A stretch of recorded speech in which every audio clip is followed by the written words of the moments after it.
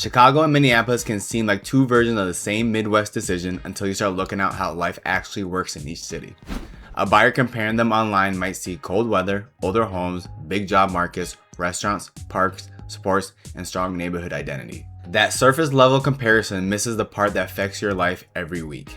Your money stretches differently, the house search has a different rhythm, daily transportation changes the whole experience. Even the pace of the city can shift what feels exciting, stressful, practical, or worth paying for. So if you're choosing between Chicago and Minneapolis, the question cannot be which city is better. That answer depends too much on the life you want. A better question is, which city makes more sense for my budget, routine, home search, and long-term comfort? Chicago may be a stronger fit if you want a larger city with more density, transit, scale, and non-stop energy. Minneapolis may make more sense if you want city access with more manageable feel, more breathing room in certain cost comparisons, and a lifestyle that connects quickly with parks, lakes, trails, and the rest of the Twin Cities. Neither choice is automatically smarter. The right answer shows up when you compare the numbers and the lifestyle together. Before we get into the details, comment which city are you starting from or comparing most seriously. That one detail changes the way this decision feels. The biggest difference is not the weather. Most people start this comparison with winter. That makes sense, but it is not the biggest difference. Chicago and Minneapolis both have real cold weather seasons, so nobody should choose either cities expecting a midwinter lifestyle. Chicago feels like a major American city because it is one. The neighborhoods, train lines, lakefront, restaurants, events, architecture, population, and a cultural footprint all create a large urban experience. Minneapolis gives you city life in a smaller, more manageable package. There are restaurants, trails, lakes, sports, nightlife, art, jobs, and neighborhoods with strong identity. The rhythm still feels different from Chicago. That difference matters because some buyers are not only comparing prices. They are comparing the kind of life they want to wake up inside every day. A person who loves density may find Minneapolis a little quieter than expected. Some worn out by the Chicago pace may see the same quieter rhythm as a major advantage. So the first filter is not cost. It is lifestyle intensity. Do you want the bigger city experience or do you want the city benefits without the same level of scale? That answer shapes the rest of the comparison. Cost of living is one of the reasons buyers start looking at Minneapolis. Recent comparison tools generally show Chicago as a more expensive city, although the exact percentage changes depending on the source and the category being measured. That means you should not treat one online calculator as the whole answer. The pattern still matters. Minneapolis often gives buyers and renters a little more room to breathe. Housing, rent, transportation habits, taxes, insurance, utilities, groceries, healthcare, and lifestyle spending all affect the real number. A person who lives car-free in Chicago may experience costs differently than someone who needs to own a car in Minneapolis. Another buyer might pay less for housing in Minnesota by spending differently on winter gear, utilities, driving, or traveling. This is why the monthly lifestyle matters more than a simple headline. Chicago may cost more, but the extra cost may feel justified if you use the city every day. Minneapolis may look more practical, yet it becomes a better fit if the lifestyle also works. Cost should narrow the decision, not make it by itself. Home prices need more context than one number. Home prices are one of the clearest places to compare, but even here, the answer is still not as simple as people want it to be. Recent Redfin data shows Chicago's median sales price is around $420,000, while Minneapolis is closer to the $365,000. That gives Minneapolis an advantage on citywide median sales price. A buyer still needs to slow down before assuming every search will feel cheaper. Chicago has a huge range of property types. Condos, high-rises, two flats, vintage buildings, graystones, townhomes, and a single-family home can all show up depending on where you look. Minneapolis has its own variety, but the search often puts more attention on older single-family homes, character, lot size, parking, storage, condition, and proximity to lakes, trails, downtown, and neighborhood amenities. The mistake is comparing citywide numbers instead of comparing the home you actually want to buy. A $400,000 search in Chicago may mean one type of property in one neighborhood and something completely different across the town. The same budget in Minneapolis can open other possibilities, but condition, layout, tax, winter function, and parking still matters. So do not stop at the median price. Compare real homes in real neighborhoods. Look at monthly payments with tax, insurance, utilities, HOA fees if they apply, and maintenance. That is where the better answer starts to show up. Taxes can change how affordable a home feels. Property taxes can change the entire comparison. Illinois is known for higher property tax, and current tax foundation data shows Illinois with the higher effective property tax rate on owner-occupied housing value than Minnesota. That matters because buyers sometimes compare home prices without comparing the full monthly payment. A simple purchase price can feel very different once taxes are included. This is especially important if you're moving from Chicago to Minneapolis. You may be looking at listing price and thinking the difference is one thing. The payment may tell you a different story. Minnesota is not a no-tax state. You still need to look at the specific property, county, city, income tax picture, insurance, and the full cost of ownership. Even with that, the property tax difference can be meaningful for some buyers. That is why I never compare Chicago and Minneapolis by purchase price alone. The better number is the payment you have to live with after closing. A home does not become affordable because the listing price looks reasonable. It becomes affordable when the full monthly cost fits your life. Rent tells a similar story. Renters comparing two cities may notice a difference too. Recent Zillow rent data shows Chicago's average rent above Minneapolis. That gap can matter if you are relocating before buying. Some people want to rent first so they can learn the area, understand commuting patterns, test neighborhoods, and avoid rushing into a wrong home. Minneapolis may make the option feel more realistic for certain budgets. Chicago can still be worth the higher rent if the renter truly uses the city. Transit access, nightlife, restaurants, density, and a neighborhood energy that justifies the cost of someone who wants the experience. A renter who spends most nights at home, drives often, and wants quieter routine might feel different. That is why rent is not only a financial question. It also tells you what lifestyle you are paying to access. If Chicago rent gives you the city experience you want every week, the number may make sense. When those benefits do not match your routine, Minneapolis may start to look like the more practical option. If you were comparing Chicago and Minneapolis right now, what would drive your decision first? Monthly cost, home style, commute, or lifestyle? Drop your answer in the comments because most people think they are choosing a city when they are really choosing a normal week.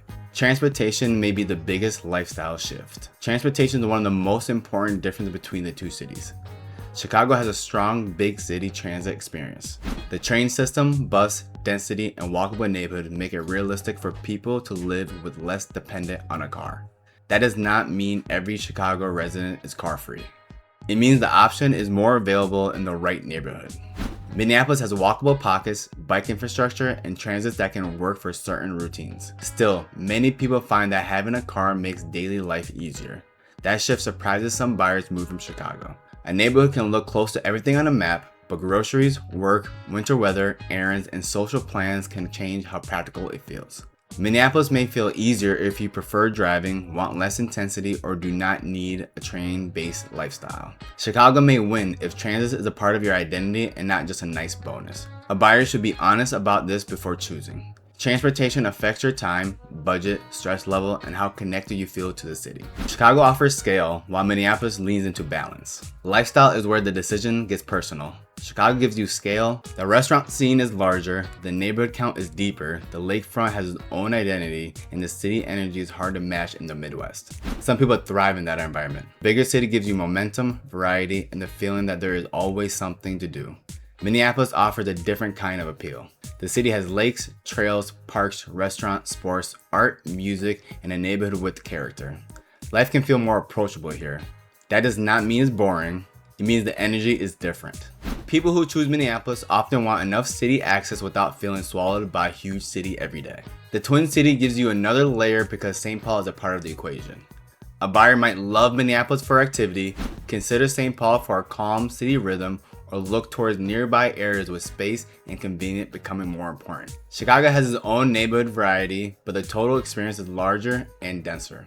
Minneapolis feels more connected to the surrounding metros in a different way. So if you want maximum city energy, Chicago may feel more natural. When balance matters more than scale, Minneapolis deserves serious attention.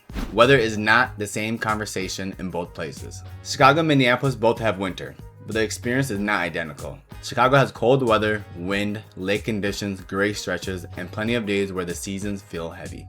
Minneapolis usually gets colder, and buyers should respect that before moving.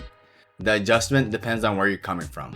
A Chicago resident may already understand cold, snow, icy sidewalks, and the emotional drag of long winters. Someone moving from a warmer state may need a bigger reset. In Minneapolis, winter should be a part of the home search itself. Parking matters more when snow is involved. A garage or a driveway can change your daily routine. Heating, insulation, windows, entryway, storage, and commute routes become more important than they might seem during a summer showing. That does not mean winter should scare you away.